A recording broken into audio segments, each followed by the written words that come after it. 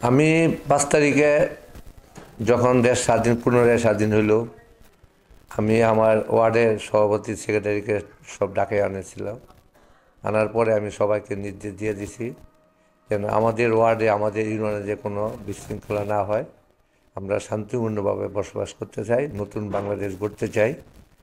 এতে যে কোনো ইউনিয়ন, যে কোনো থানা যা আমলা চাই করুক, আমাদের ইউনিয়নে যেন না হয় কোনো কিছু। এইভাবে আমি সবাইকে নির্দেশ দিয়ে দিছি অলরেডি। আর আমাদের ইনশাল্লাহ আমাদের এখানে কোনো বিশৃঙ্খলা হয়ও নাই, আর হবেও না। একটা ছেলে 5 তারিখে একটু বিশৃঙ্খলা করছিল, আমি নিজের হাতে ওকে শাস্তি করছি। আমি এই ইউনিয়নের সভাপতি আজকে 15 বছর না 20 বছর, 15-16 বছর তো আমি হই। তারপরে আমি এই বাজারের 18 বছর যাবৎ আমি আনকন্টেস্টেড সেক্রেটারি, সম্পাদক। বাজার কমিটি এই সেক্রেটারি। আওয়ামী লীগের আমলেও আমি এই বাজারে সভাপতি, নাই তো সভাপতি তো চেয়ারম্যানকে নির্ধারিত করে।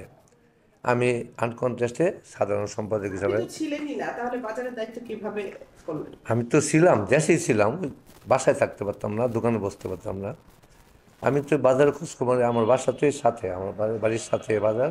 আমি খোঁজখবর সর্বদাই রাখছি।